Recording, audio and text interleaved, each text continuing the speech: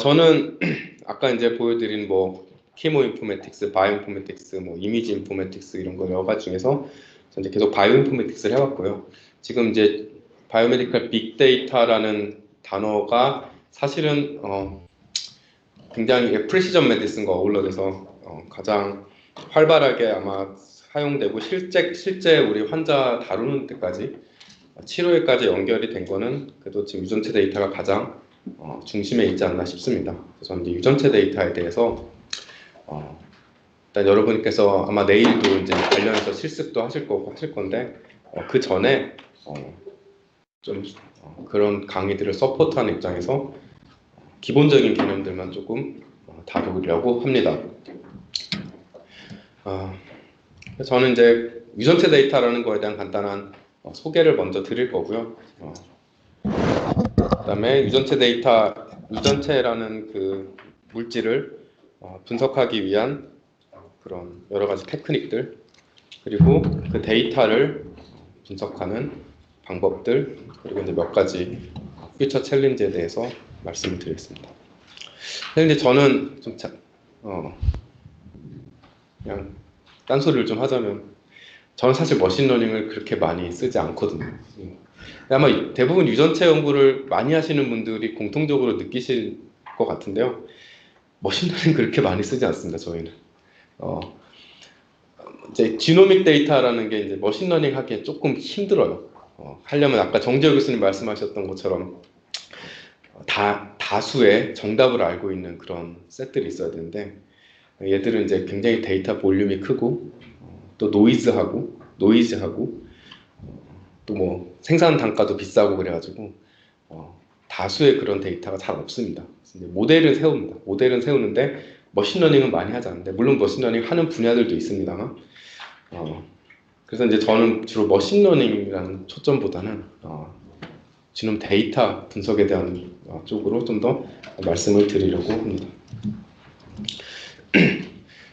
사실 빅데이터라는 거에 이제 유전체 데이터가 중심으로서 끼어들게 된 데는 사실은 유전학, 원래 이제 그 유전체학이라는 게 생기기 전에 유전자를 다루는 학문이 이제 발전해 온 것이 그 바탕에 있습니다. 유전자를 다루는 학문이란 건 사실 우리가 일반 생물학 책을 이제 챕터 1부터 여러 가지 버전을 보면은 사실 챕터 1은 항상 다윈과 멘델이거든요. 다윈과 멘델로부터 시작한 게 비로 해봤자 사실 100년 조금 지난 정도, 100, 한 2, 30년 정도 밖에 안 되는 굉장히 짧은 역사를 갖고 있는 학문이라고 볼 수 있습니다. 그래서 사실 유전 물질이 DNA다라는 것을 처음 알게 된 것 자체도 그렇게 오래되지 않았고요.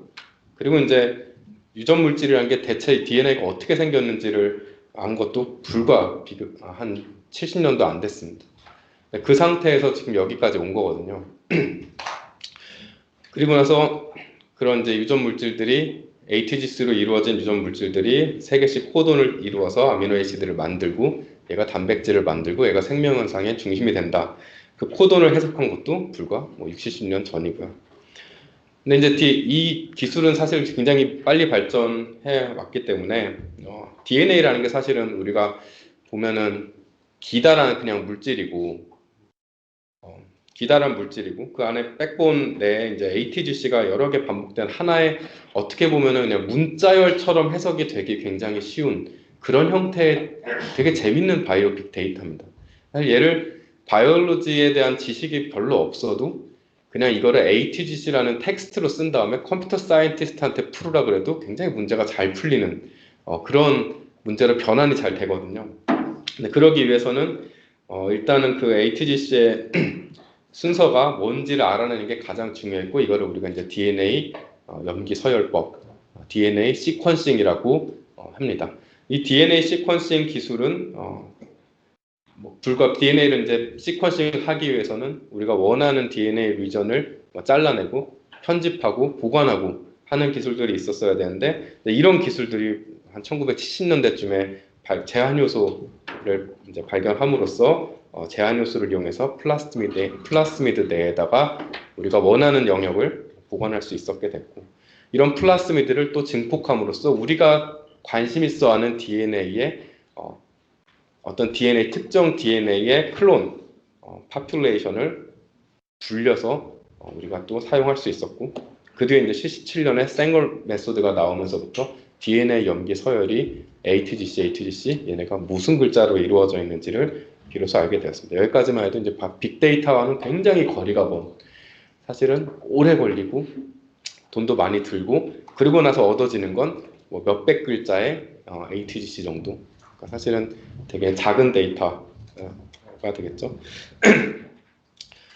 DNA 시퀀싱 자체는 뭐 우리가 여기서 지금 다루려는 건 아니지만 일반적으로 DNA를 시퀀싱하기 위해서는 충분한 양의 DNA를 우리가 필요로 했고, 하나의 클론으로 된, 즉 내가 원하는 그 DNA 조각이 같은 게 굉장히 많이 우리가 갖고 있는 샘플 속에 들어 있어야지 얘가 이제 막 서로가 굉장히 다른 DNA 조각들이 한 번에 들어 있으면 이제 시퀀싱이 안 되는 것이었죠. 그래서 이제 예를 들어 프라이머를 짜서 한마디로 생걸 시퀀싱 방법을 이용해서 그동안은 DNA 염기 서열을 알아왔습니다.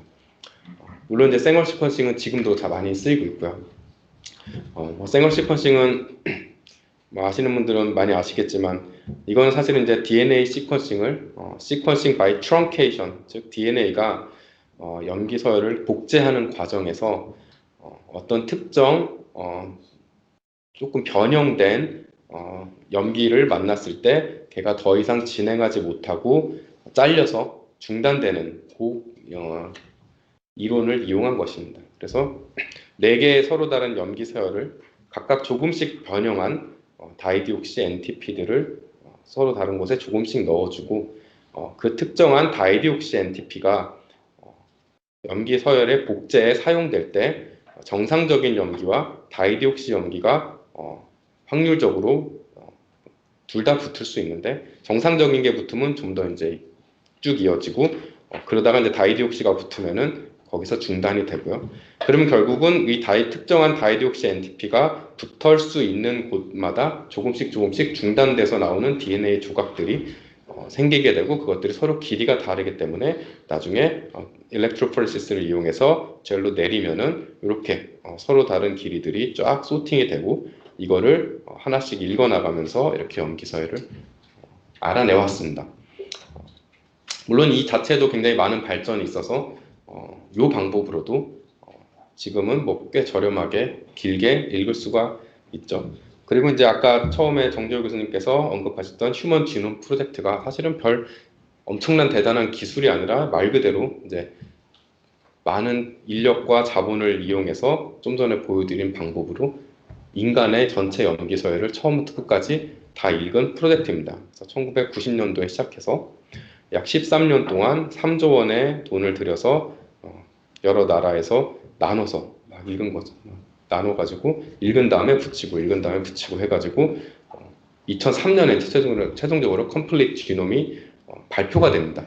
이 컴플리트 지놈 데이터라는 건 사실은 보면은 크로모좀 1의 맨 처음부터 크로모점 22번 그리고 XY의 끝까지를 기술하는 ATGC의 조합, ATGC의 순열이 되겠네요. ATGC 순열이 발표가 된 것이죠. 이게 30억 베이스 페어 정도라고 된다고 하니까 그냥 30억 글자의 ATGC가 그냥 나온 겁니다. 결국 휴먼 지놈 프로젝트의 결과물은 30억 글자의 ATGC가 나온 거죠. 이것까지만 해도 사실은 뭐 굉장히 길긴 하지만 그렇게 뭐 대단한 빅데이터는 아닙니다. 30억 글자 우리가 컴퓨터로 텍스트 파일로 보관하면은 대략 한 3기가 되려나요? 3기가 정도? 뭐 사실 아무것도 아니죠. 요즘은 뭐 영화 한 편에 뭐 몇십 기가 할 수도 있으니까. 그래서 이런 데이터가 나왔는데 여기까지는 아직 빅데이터가 아닌 상황이었습니다. 요거는 사실은 그 염기 서열을 읽어내는 방법이 이제 우리가 조금씩 나눠서 읽고 합치고 하는 이런 이제 아주 순진한 방법으로 한참 진행되던 와중에 사실 이제 셀러라는 회사에서 민간 기업인데 우리는 이거 뭐 더 잘할 수 있다 그래가지고 샷건 시퀀싱 방법으로 시도를 했던 내용입니다. 그래서 조금씩 잘라서 다 붙이는 게 아니라 얘를 그냥 뭉탱이로 묶어가지고 막 잘라서 이 각각의 조각들은 우리가 예측하지 못한, 뭔지 모르는 그런 조각들이지만 읽히긴 읽힌 조각들입니다. 이런 거를 가지고 컴퓨테이셔널 알고리즘을 이용해서 우리가 마치 퍼즐을 맞추듯이 조금씩 조금씩 끝을 이어붙여 나가면, 컴퓨터상에서 이어붙여 나가면은 훨씬 빠르고 효율적으로 지놈 프로젝트를 완성할 수 있다라고 발표를 했고, 사실은 이 셀러라가 이렇게 발표를 해줬기 때문에 휴먼 지놈 프로젝트가 훨씬 더 속도를 내서 위기의식을 느끼고 속도를 내서 완성할 수 있었다는 이제 비화가 있습니다. 근데 이런 걸 보면은 DNA의 그 유전체 데이터라는 것이 사실은 굉장히 우리가 생각하는 컴퓨터나 수학적 알고리즘으로 변형되기 굉장히 좋은 재료라는 게 여기서 나오는 것이죠. 실제로 요걸 하는 사람들은 이게 크로모솜 몇 번인지, 이 DNA가 사실 뭔지, 뭐 아데노신 3인산이 붙었는지 뭔지 이런 거 알 필요도 없고 그냥 이렇게 변형만 해주고 잘 붙이는 알고리즘만 짜면 됐거든요. 그래서 당시에 이제 2000년, 1990년 말부터 2000년 초반에 컴퓨터 사이언스 하는 사람들이 굉장히 많이 뛰어들었습니다. 이쪽 분야로. 그리고 이제 대부분은 다시 돌아갔고요. 근데 이제 끝까지 쭉 남아서 있던 사람들은 한마디로 이제 속된 말로 존버를 했던 사람들은 끝까지 남아서 다시 또 광명을 맞은 뭐 그런 약간 이제 올해 보면 우리나라가 좀 우리나라뿐만 아니라 전 세계적으로 좀 그런 감이 있습니다. 휴먼 지놈 프로젝트가 이제 완성되면 사실은 이제 이게 우리가 지금 돌이켜 보면 굉장히 비용이 많이 들고 팬시하지 못한 방법으로 말 그대로 레이버 인텐시브하게 만들어낸 그런 작업 같지만 사실은 이게 있었기 때문에 지금의 모든 유전체 관련 빅데이터가 아직도 활용이 될 수 있는 거라고 볼 수 있습니다. 이제 이게 처음으로 전체 길이가 나왔기 때문에 사실 이제 전체 정확한 길이도 이제 이때 나왔고요. 베이스 페어 단위로 이제 길이를 알았으니까 그 전까지는 몰레큘러 웨이트나 뭐 이런 걸로 추정만 했었지만 정확히 베이스 페어 단위로 몇 베이스 페어인지 알아냈고, 그다음에 이제 그 사실은 이때 당시에 사실은 이제 지금보다 이 당시에 굉장히 머신러닝이 좀 많이 여기다 사용이 됐었는데 머신러닝 한 사람들이 굉장히 많이 뛰어들었습니다. 여기에 이게 머신러닝으로 풀만한 문제들이 너무나 많았거든요. 예를 들어서 우리가 30억 베이스 페어 ATGC가 그냥 발표된 상황에서 이제 중요한 건 얘의 어떤 위치가 유전자고 어떤 위치가 유전자가 아니고 어디가 엑손이고 어디가 인트론이고 어디가 프로모터고 어디가 UTR이고 이런 것들을 사실 거기다 태깅을 해야 됩니다. 그렇지 않고선 사실 아무 의미가 없는 그냥 의미 없는 텍스트일 뿐인데 그동안 당연히 알려진 유전자라는 시퀀스가 있으니까 여러 사람들이 연구했던 거기 아는 데들은 다 태깅을 하지만 우리가 모르는 유전자들은 이제 찾아내야 되는 것이죠.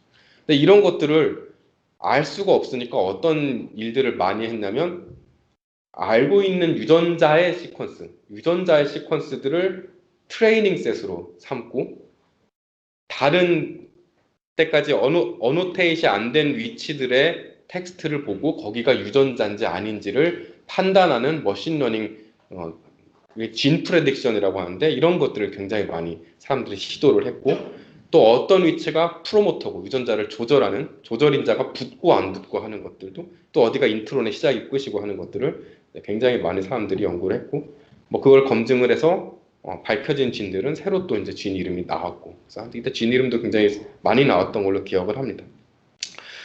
그런 일들이 많이 있었고요. 그러나 결국은 프로틴 코딩 단백질을 만드는 위치들은 전체에 2%도 안 되는 위치다. 그 당시에는 이제 뭐 정크 DNA 그래서 단백질을 안 만드는 애들은 필요 없다. 단순히 그냥 어떤 완충제, 즉 뮤테이션이 들어왔을 때 모든 부분이 코딩 유전이면 다 영향을 받으니까 그렇지 않은 완충제 역할이라고만 생각하다가 이제 사람들이 연구를 많이 하다 보니까 실제로는 그런 위치들이 또 되게 중요한 역할을 많이 할 수 있다는 것을 그 이후에 많이 밝혀냈고 대부분 휴먼 지놈이 아주 유니크하게 어떤 위치를 봐도 유니크한 시퀀스를 가진 게 아니라 굉장히 리핏이 많고 여기 있는 걸 저기다 또 쓰고 저기 있는 게 몇백 카피가 있는 몇천 카피가 있는 것들도 있고 그래서 이제 사실은 뭐 DNA가 이제 생물이 진화하면서 진화의 역사를 그대로 담아내고 있는 그런 모습인데 그런 리핏들이 이제 많이 분포한다는 것도 이제 그때 알게 되었습니다.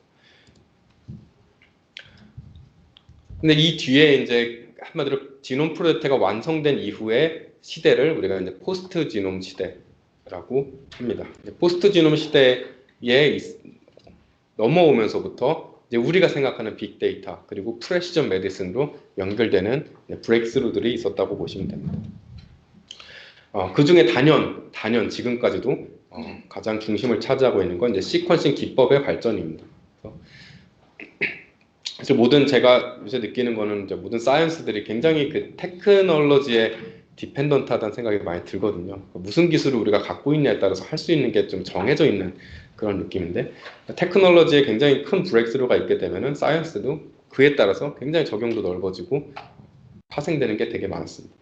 근데 우리가 결국은 휴먼 지놈 프로젝트를 이용해서 30억 베이스페어를 13년 동안 이제 한 사람의, 정확히 말하면 한 사람은 아니지만요, 한 셋의 이제 지놈을 밝혀냈는데, 뭐 두 번째 사람, 세 번째 사람, 네 번째 사람, 사실은 뭐 몇백 명, 몇천 명 더 나아가선 지금 하듯이 들어오는 환자의 모든 환자, 이런 식으로 하려면 그때마다 또 13년 30억 3조를 들이면 안 되기 때문에 굉장히 빠르게, 저렴하고 빠르게 시퀀싱할 기술이 필요했고, 이제 많은 사람들이 거기에 몰두를 했습니다.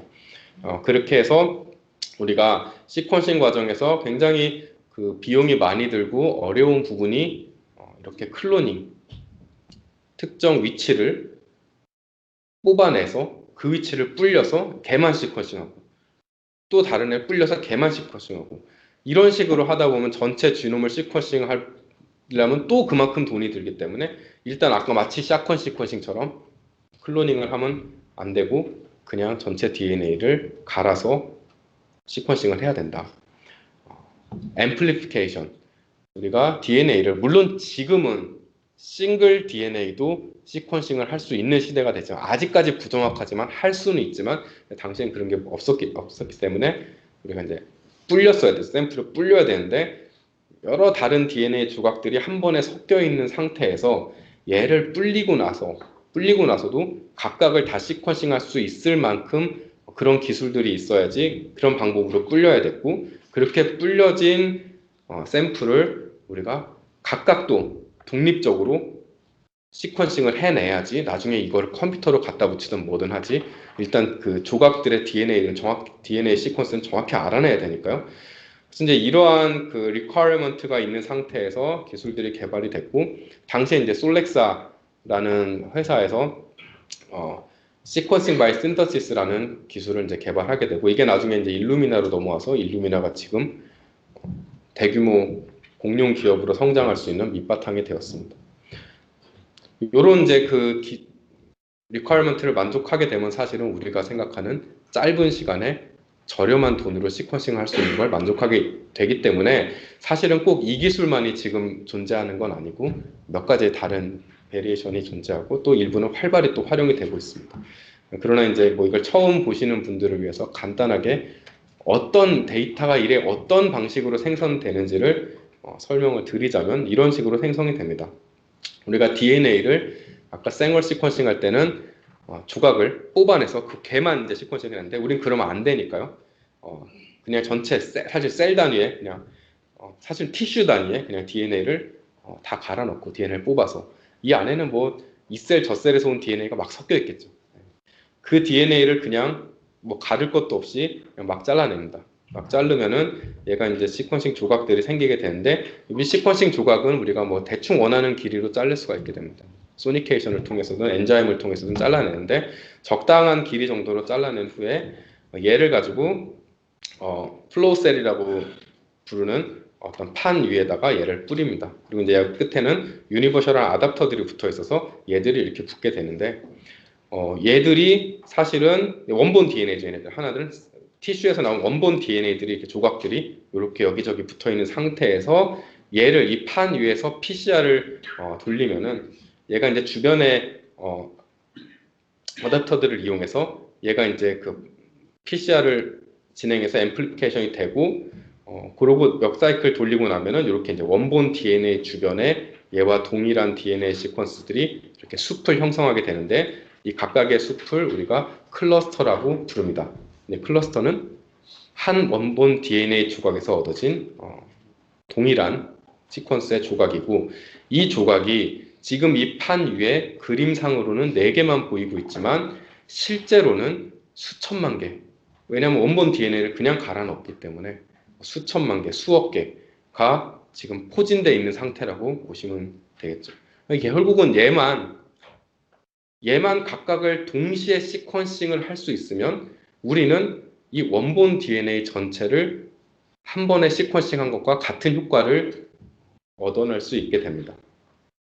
그래서 얘를 가지고 시퀀싱을 시작을 하는 것이죠. 시퀀싱을 하는 방법은 아까 쨍걸 시퀀싱은 시퀀싱 by truncation, 즉 시퀀싱이 중단되는 것을 이용해서 우리가 서를 알아냈는데 얘는 그냥 합성을 하는 것과 합성을 하면서, 즉 합성 과정을 중간중간에 체크를 하면서 염기 서열을 알아내게 됩니다.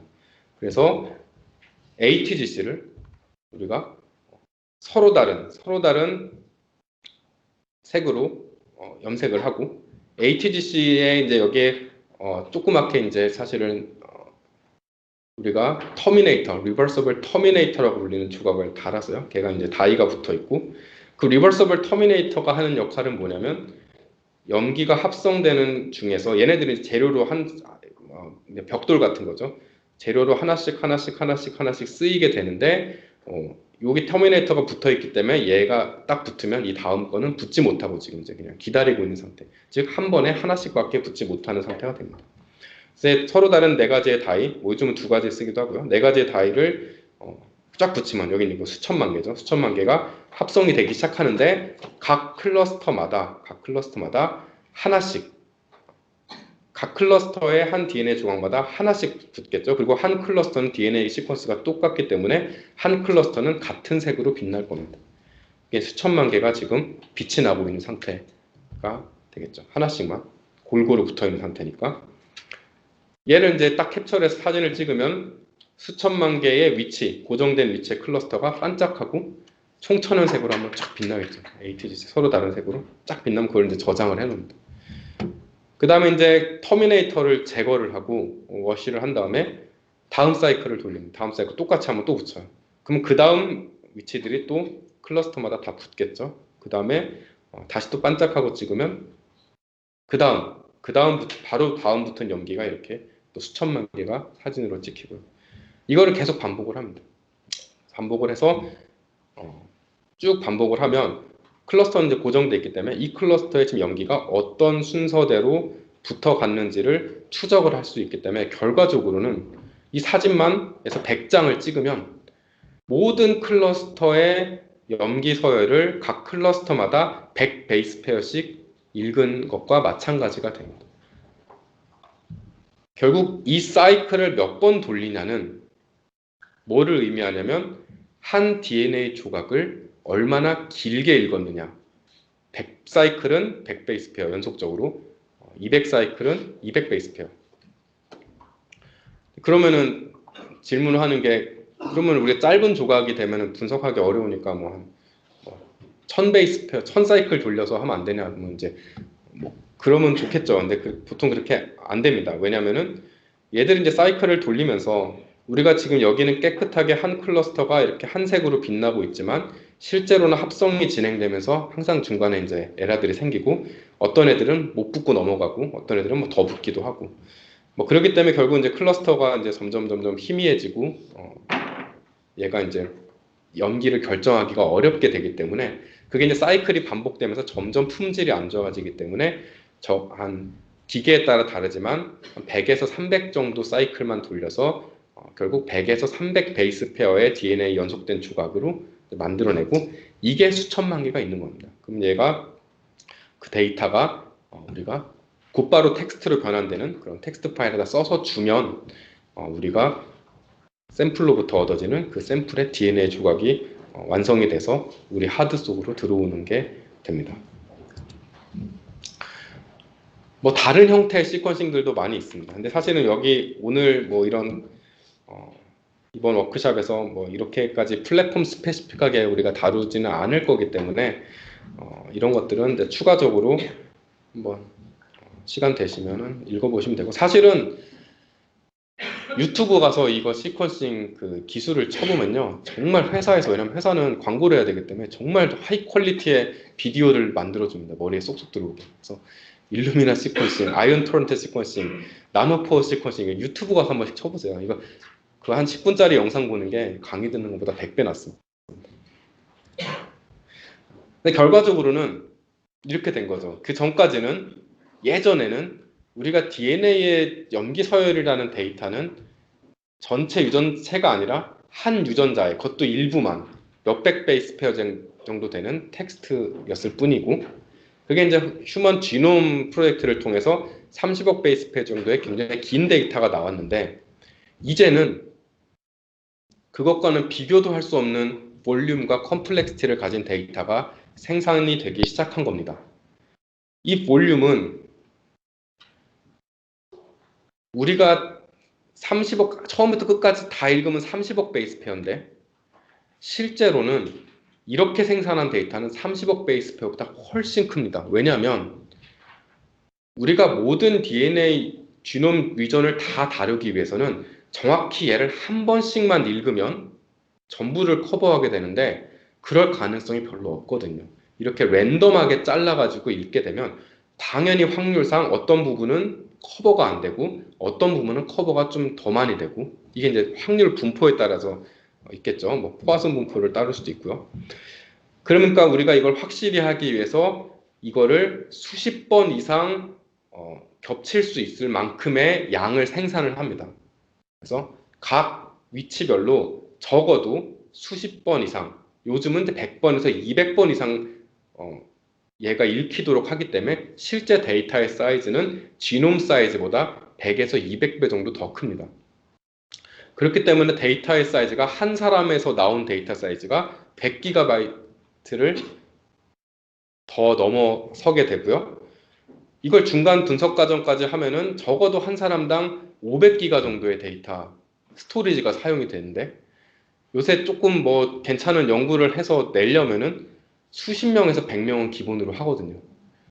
그러면 뭐 몇백 테라 정도, 뭐 최소한 몇십 테라 정도의 스토리지가 있어야지 얘를 일단 돌려볼 수가 있는 거예요. 그럼 걔를 그 정도 돌리려면 그 컴퓨테이셔널 그 리소스가 우리가 PC에서 돌리면 안 되죠. 이건 뭐 세월 절대 안 끝나고. 그럼 거기에 합당한 또 슈퍼컴퓨터가 필요한 것이고, 그런 프로젝트가 몇 개만 진행된다. 그러면 이제 당연히 이제 페타바이트 단위로, 여러분 이제 개인적으로는 거의 사용할 수 없었던 페타바이트 단위의 서버들이 필요하게 됩니다. 적어도 볼륨만으로도 이 유전체 데이터는 definitely 빅데이터입니다.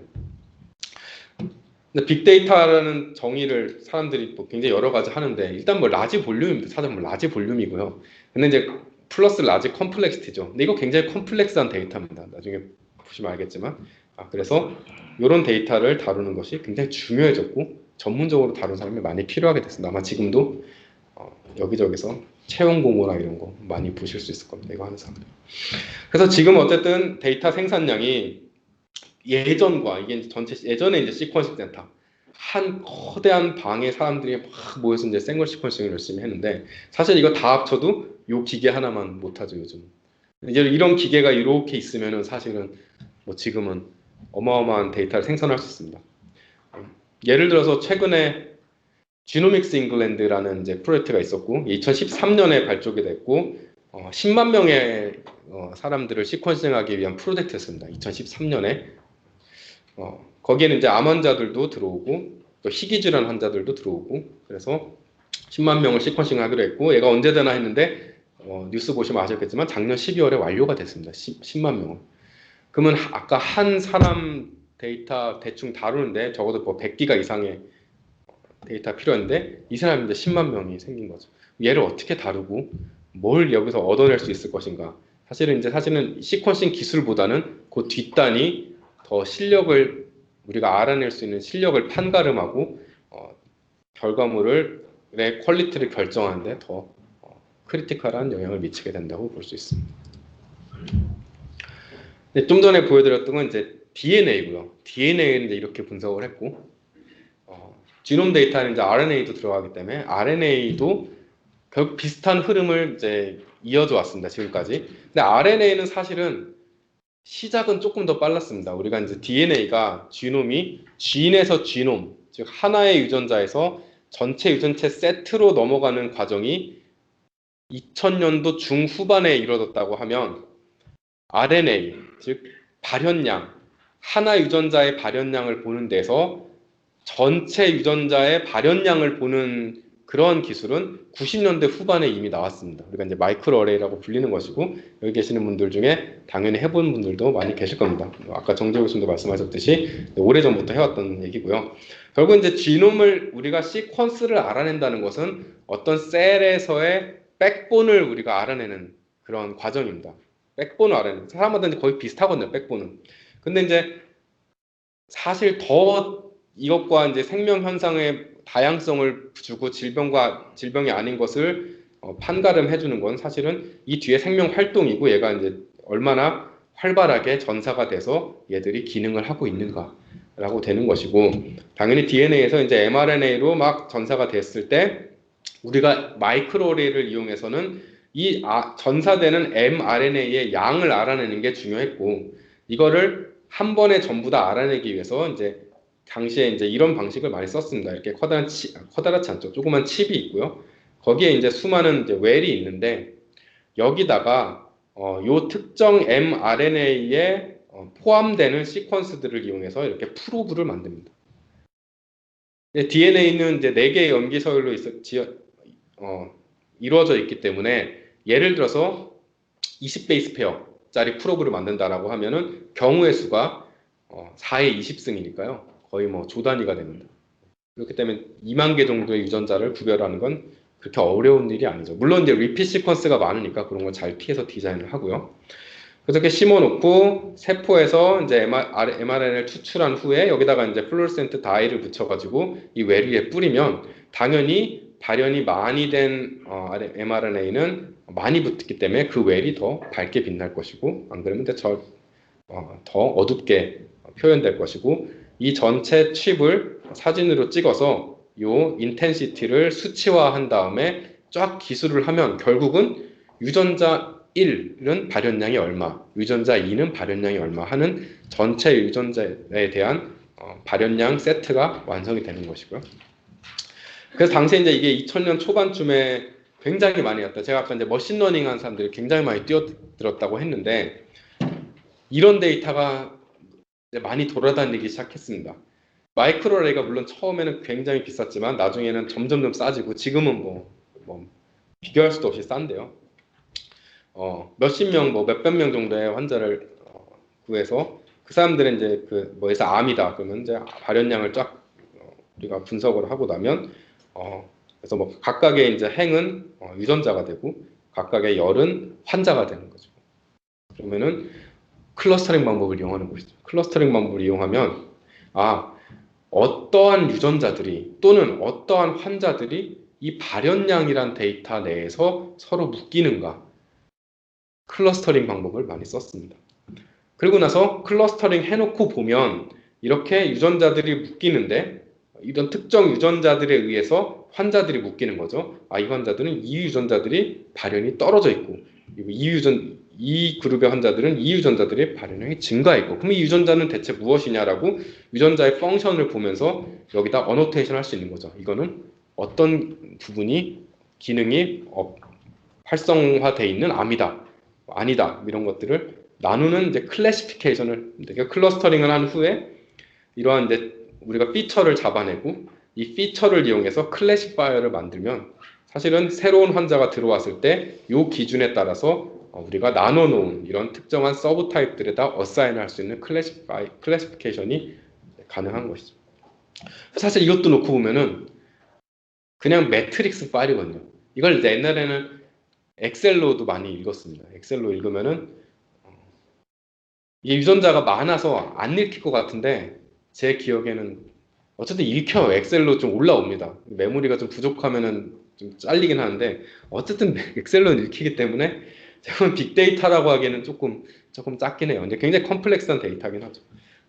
그래서 이제 이렇게 변형된 이 수치들로 쫙 쥔 수치 이렇게 적혀 있는 매트릭스 파일을 갖고 사람들 이제 머신러닝 한 사람들이 막 뛰어들어서 막 클래시피케이션 뭐 이 SVM도 많이 쓰고 아까 말씀드린 뭐 뉴럴넷도 쓰고 뭐 솜도 쓰고 뭐 굉장히 많이 써가지고 했었습니다. 근데 당시에 이제 되게 정말로 그 어떤 암이나 이런 질병을 이해하는데 중요한 역할하는 키 페이퍼들도 이제 2000년 초중반에 굉장히 많이 나왔고요.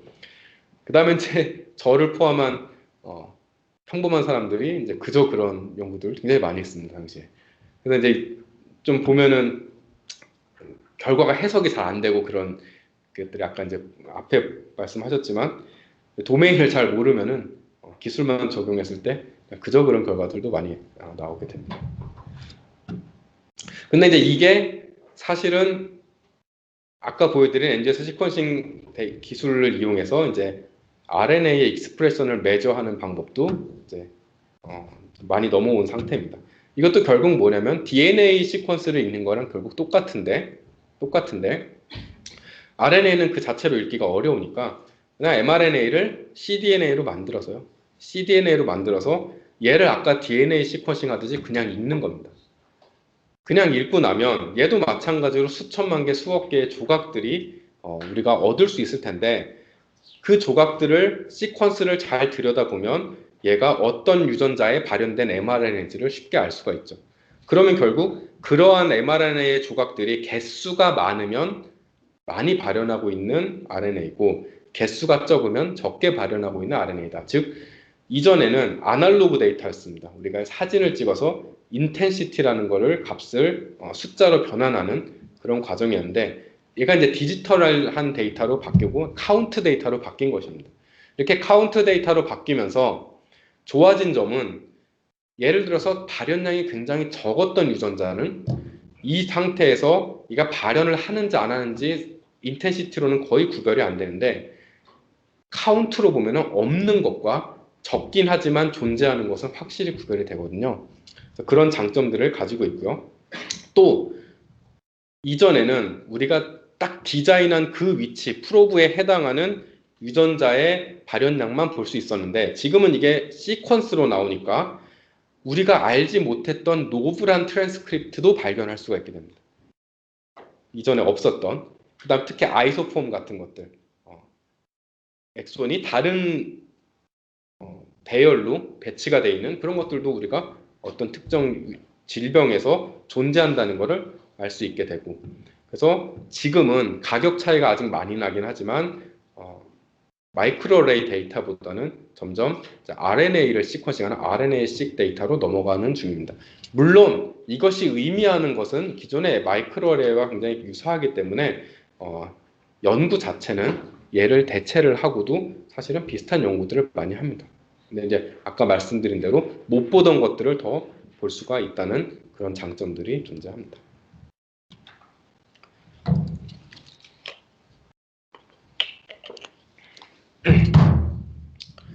지놈 데이터의 분석을 이제 하게 되는데, 데이터를 이제 지금까지 생산에 관한 얘기였고요. 분석을 하게 되는데, 사실은 DNA 지놈의 DNA를 우리가 시퀀스를 알아내서 가장 알고 싶은 것은 아마 염기 서열이 얼마나 다른가, 이거를 알고 싶은 거겠죠. 그래서 이전에 NGS 시대 전에는 당연히 생걸 시퀀싱을 해서 요게 이렇게 이제 캐필러리 시퀀싱을 해서 나오는 그런 염기들의 피크들이 이렇게 예쁘게 나오는데 여기 이제 두 개가 겹치면 이거는 두 알릴, 이 위치에 두 개의 알릴이 존재하는구나 라고 해서 만약에 이 위치가 정상인은 다 C만 갖고 있는데 CA가 동시에 발견되면 이 위치에 C2A 뮤테이션이 존재하는구나, 이런 식으로 이제 알아냈었죠. 근데 이제 지금은 그렇게 할 수 없고 전체 유전체 데이터로 해야 되기 때문에 NGS 데이터를 이용해서 해야 됩니다.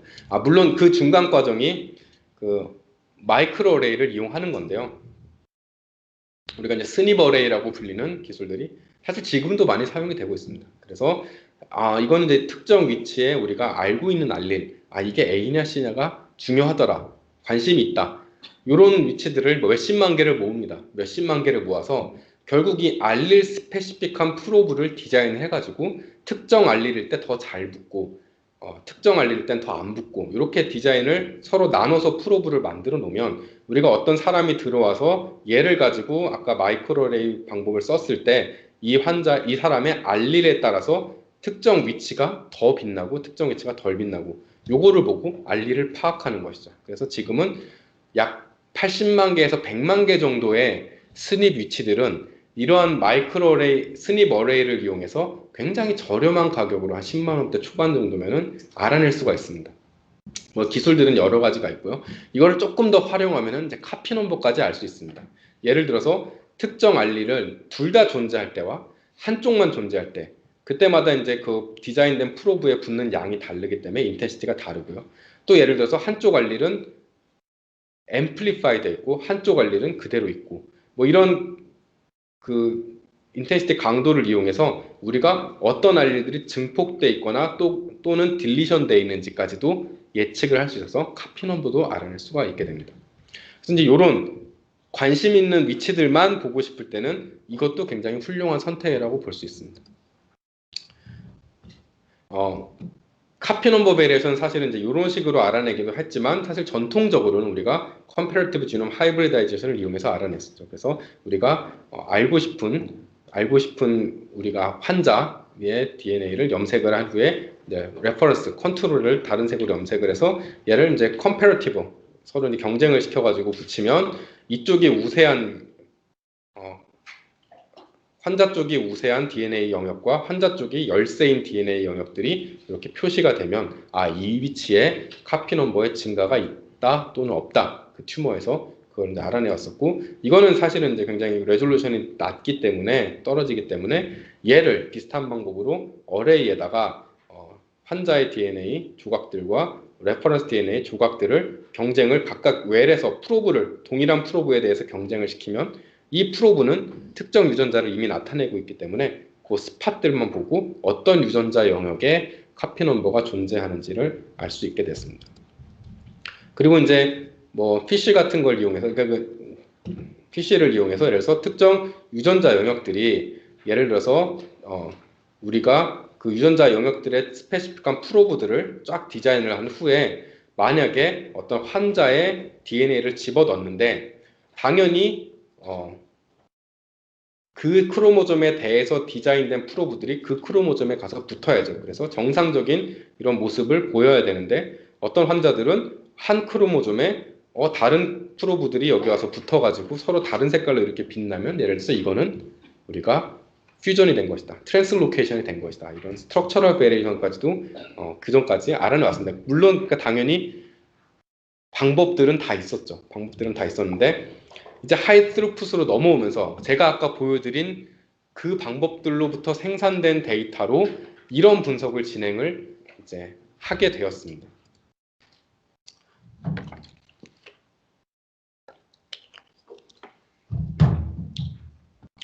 그래서 제가 아까 보여드린 그 딱 기계에서 나온 마지막 결과가 주어지는 파일은 이거는 뭐 만인이 평등합니다. 모든 사람들이 이 데이터를 가지고 시작을 해요. 다 들어오는 텍스트 파일은 이 데이터 파일을 열어보면 이렇게 생겼어요. 이게 아까 보여드린 이제 원본 데이터 파일입니다.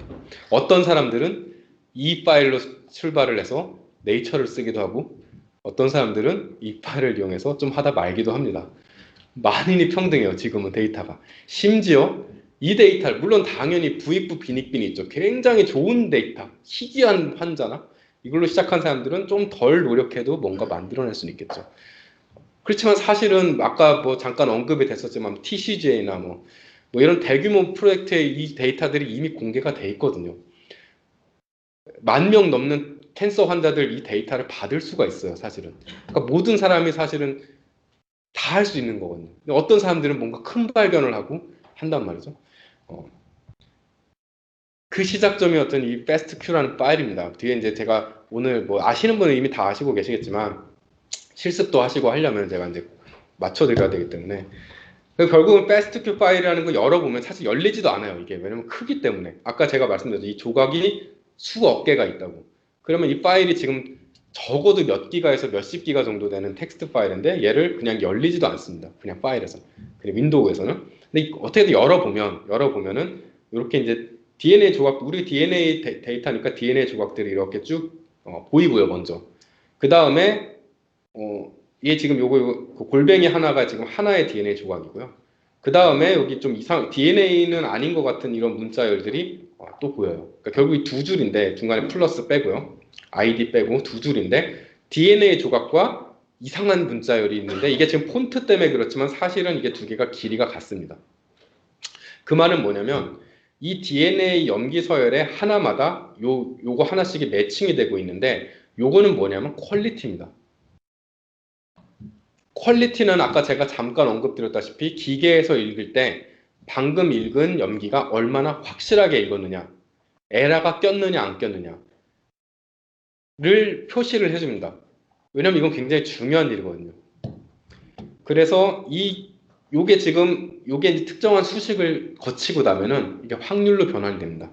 확률을 나타내는 건데 이 확률은 L일 확률입니다. 그래서 이 확률이 L일 확률이 굉장히 낮은 애들도 있고 높은 애들도 있는 상태죠.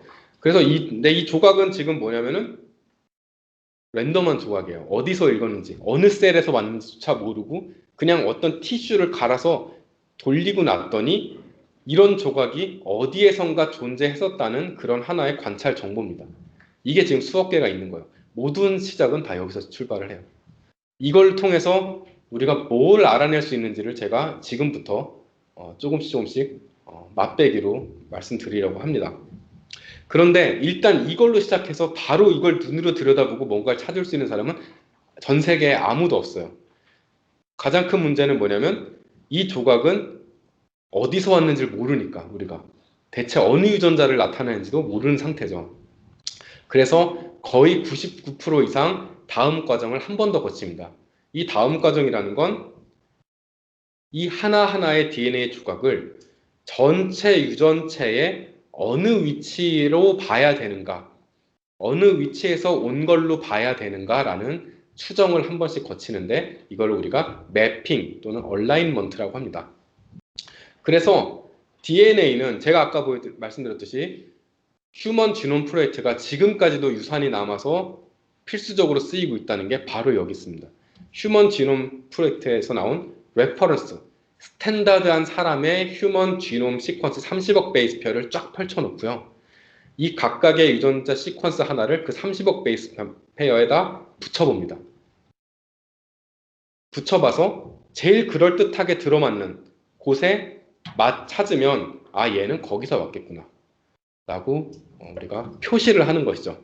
그래서 각각의 유전자 요 조각마다 크로모점과 스타트, 엔드를 라는 숫자를 붙일 수 있게 돼요. 그게 이제 매핑이 되는 것입니다. 매핑을 해야 그래도 얘가 변이가 있어도 어느 유전자를 뭘 바꾸는지를 알 수 있기 때문에 그렇게 진행을 합니다. 그래서 매핑을 하고 나면 이런 형태의 파일이 나오게 돼요. 이거는 사람이 제법 읽을만한 데이터입니다. 보면은 스크린상으로는 잘 안 보이거든요. 아까 그 리드에 제가 이제 한 조각을 리드라고 하고요. 리드에 아이디가 나오고 크로모점이 나오고 스타트 사이트가 나오고 결국 그걸 알려고 하는 거니까요. 나오고 그 다음에 이제 여러 가지 코드가 붙는데 이건 뭐냐면은 얘를 붙이다 보면 별별 일이 다 생겨요. 어떤 일이 생기냐면 대표적으로 휴먼 지놈 아까 프로젝트 끝나고 나서 보면 되게 비슷한 영역들이 많이 존재한다고 했잖아요. 얘를 한 곳에 붙일 수가 없어요. 이런 비슷한 게 여러 개가 있어서. 그럼 결국 뭐냐면 얘가 불확실성이 증가하는 것이죠. 그리고 얘가 여기서 온 줄 알았는데 실제로는 여기서 온 거면 여기서 신나게 연구를 해놓고 나서 보니 결국 이거를 연구한 거거든요. 그러면 이제 별로 뒤에 쓰일 만한 게 없겠죠. 그런 데이터들 얼마나 유니크하게 잘 붙었느냐 또는 붙을 때 문제가 있었느냐 얘를 통으로는 못 붙이고 잘라서 붙였느냐 얘 메이트 친구가 있었는데 친구는 못 붙고 나는 붙었느냐 얘가 리버스 컴플리먼트하게 붙었느냐 아니냐 이런 것들을 다 코드로 표시해서 여기다 줍니다. 이거 나중에 그 샘 포맷이라는 이제 검색해서 찾아보면요 아주 자세하게 그 내용이 나와 있어요. 결국 요거를 제대로 연구하려면 적어도 요게 해당되는 정보들 정도는 우리가 뭘 뜻하는지를 알면은 굉장히 좋습니다. 어쨌든 이 파일을 우리가 뱀 파일이라고 하고요. FastQ를 얼라인한 게 뱀 파일입니다. 뱀 파일. 거의 대부분 여기서 출발한다고 보시면 돼요. 근데 이제 얼라이먼트라는 과정이 굉장히 어려운 과정입니다. 이게 생각을 해보세요. 30억 베이스 페어 글자에 얘를 갖다 붙이는 게 하나만 붙여도 사실은 만약에 여기 프로그램 좀 하시는 분들 계실 텐데 앞에서부터 쭉 이렇게 보면서 붙일 거 아니에요. 그런 식으로 붙이면 이거 다 붙이는데 몇 천 년 걸립니다. 그렇기 때문에 이거는 굉장히 이제 효율적인 뭔가 알고리즘을 이용해서 붙이게 돼 있고 그게 이제 사실 잘 알려진 뭐 BW, 보우타이 뭐 이런 얼라이너라고 불리는 프로그램들입니다. 그래서 얘를 이용해서 붙이는데 대부분 평범하게 붙이기 때문에 뱀 파일로부터 시작을 하는 경우들이 많아요. 결국 여러분께 주어진 건 이 뱀 파일입니다. 이걸 가지고 우리는 뭘 알아낼 수 있는 거. 그게 이제 그때부터 실력이 되는 것이죠. 요건 이제 보기가 굉장히 어렵기 때문에 얘를 우리가 요런 비주얼라이제이션 하는 툴을 이용해서 이렇게 예쁘게 휴먼이 볼 수 있도록 사람이 볼 수 있도록 그려준다. 대표적인 게 이제 브로드 인스티튜트에서 나온 IGV라는 프로그램이고요. 여러분도 얼마든지 깔아볼 수 있어요. 그래서 그 노트북에도 깔립니다. 깔려서 샘플 데이터 뱀 파일 열어보면은 이렇게 예쁘게 나와요. 이게 뜻하는 거를 이제 잘 알아야 되는 것이 뒤에 실습을 하든 뭘 하든 여기서 보면은 이렇게 예쁘게 빨강 파랑 이렇게 해가지고 나오는데 요 하나하나 조각들이 이제 아까 보여드린 리드입니다. 리드. 그리고 요게 지금 보면 크로모 위치가 표시되어 있죠. 어떤 특정 크로모점의 특정 위치가 이렇게 표시되어 있고 그 위치에 붙은 리드들이죠.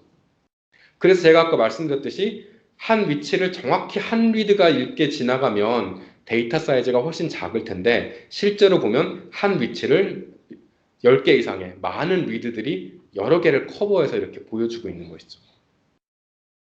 그리고 이 한 개의 리드는 뭐냐면 결국 랜덤한 시퀀스였어요. 지금 휴먼 환자 티슈의 DNA를 갈아서 읽었는데 어디를 읽은지 모르는 랜덤 티슈였는데 얼라인을 해보고 나니 여길 것이다라고 추정한 그런 리드들이 여기 옹기종기 붙어 있고요.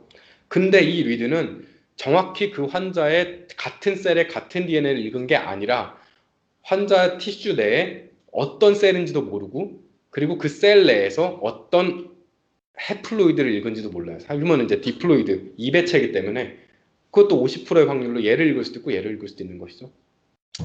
그리고 여기 이렇게 붙였긴 했지만 어떤 위치들은 우리가 알고 있는 정상적인 그 뉴클레오타이드와 다르고 어떤 위치들은 같습니다. 그것들이 여기 표시가 다 돼 있는 것이죠. 첫 번째로 여기서 알아내고 싶은 거는 베리언트를 찾는 겁니다. 이게 아마 사실은 적어도 80% 이상의 중요성을 차지할 것 같아요. 베리언트를 찾는다. 대체 이 환자는 어느 위치가 뭐가 뭘로 변했길래 이런 질병이 생겼느냐. 그러면은 저희가 요 파일에서 한 위치를 딱 우리가 집중을 해서 얘를 이렇게 들여다보기로 했다고 하면요. 이렇게 될 거예요. 각각의 하나는 리드고요. 빨강 파랑은 헷갈리지 마시고요. 별거 아니고 이제 파지티브 스트랜드, 네거티브 스트랜드가 보통 이렇게 표시가 됩니다. 결국은 이제 같은 내용이에요. 근데 예를 들어서 뭐 케이라스 되게 중요한 사이트인데 케이라스의 요 부분이 이거 아마 G12일 것 같네요. 이 부분에 이제 얘가 뮤테이션이 생기면 케이라스에 이제 뮤테이션이 생겼기 때문에 여러 가지 암의 원인이 되잖아요. 그러면 이제 리드들이 이렇게 존재하는데 요 위치들 이제 아무 표시도 안 된 위치들은 여기가 다행히 원본인 일반적인 C를 갖고 있음 일단 뜻이고요. 근데 일부 리드들이 이 위치를 A가 갖고 있는 것으로 자기들이 읽었다고 레포트를 하고 있는 중입니다. 지금 한마디로 우리가 옵저베이션을 한 건데 옵저베이션 중에서 상당수의 관찰에서 A가 이 위치에 C 대신 A가 나타났다라고 보고가 된 상태입니다. 그럼 우리가 이걸 보고 얘를 C2A 베리언트를 이 환자가 가지고 있느냐 이 티슈 내에서를 판단하는 것이 베리언트를 알아내는 과정이죠. 근데 이거는 사람마다 다 다르거든요. 지금 어떤 사람들은 이걸 보고 분명히 있다고 느낄 것인데 가장 큰 문제가 뭐냐면 아까 제가 언급드렸듯이 에러예요. 에러가 분명히 존재하거든요. 낮은 확률이지만 근데 에러가 만약에 1%가 존재한다고 해서 모든 위치에서 1%씩 에러가 깔리는 게 아니거든요. 에러 자체도 디스트리뷰션을 갖고 있기 때문에 어떤 부분은 에러가 우연히 많이 나타납니다. 아까 p-밸류 그런 거 근데 이 위치들이 30억 개나 되기 때문에 이런 우연이 많이 나타나는 게 굉장히 많아요. 아까 p-value가 이거보다 익스트림한 게 5%. 근데 사실은 30억 베이스 페어 5%만 해도 몇인가요? 1억 5천만 사이트에서 되게 많이 p-value 0.05 이하로 나타날 것 같은 개수의 에러들이 막 나타나거든요. 그러니까 이거를 보고 잘 판단해야 되는데 여기서 이제 보통 모델을 세우는 겁니다. 스태티스티컬 모델을 세워서 이 사람이 지노타입이 이 티슈의 지노타입이 CC 호모자이거스일 것이냐 CA 헤테로자이거스일 것이냐 또는 AA 호모자이거스일 것이냐 그때 예를 들어서 CC 헤테로면 이 데이터는 나올 수 있는가 CC 호모면 나올 수 있죠. 에라들이 이만큼만 쌓이면. 그럼 각 위치들의 아까 베이스마다 머신이 읽은 퀄리티가 있기 때문에 그 퀄리티를 고려해서 충분히 나올 수 있는 사이트였다. 또는 굉장히 퀄리티가 좋음에도 불구하고 레포트가 돼서 에라는 아닐 것이다. 각각의 지노타입에 대한 확률을 우리가 구해내는 것입니다. 얘가 CA 헤테로인데 이런 모양이 나올 수 있을 것인가?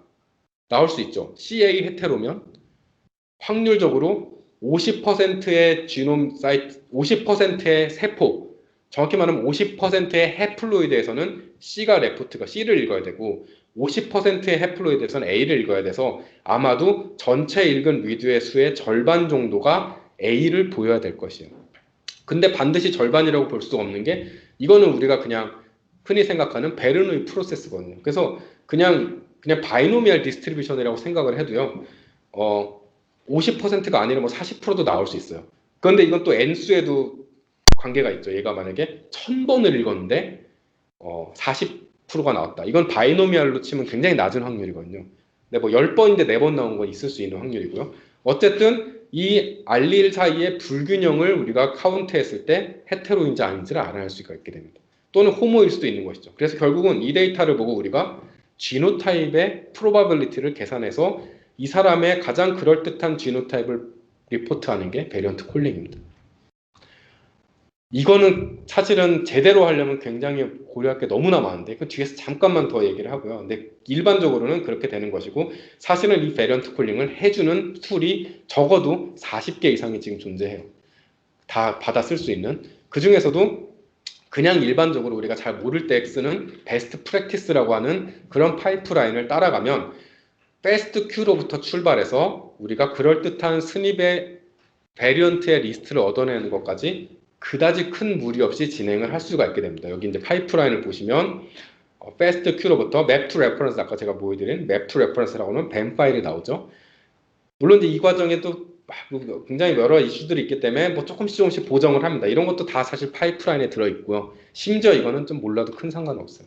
그래서 이제 뱀 파일이 나오고 난 후에 얘로부터 중요한 변이가 무엇이냐를 막 찾아내는 것이죠. 그래서 암이다. 암이면 일단 소매틱 뮤테이션을 찾아야 하기 때문에 이 환자의 블러드와 튜머를 둘 다 구해서 그 다음에 이 또 시퀀싱 과정에서 특정 위치가 굉장히 뮤테이션이 많이 에러가 많이 낄 수 있기 때문에 정상인들을 또 수십 명을 해가지고 그 위치마다 변이의 백그라운드 에러 레이스를 다 구하고요. 또 파퓰레이션 상에서 그 위치가 얼마나 많이 레포트 되는지를 보고 얘가 패소제닉할지 뉴트럴할지를 또 결정하기도 하고요.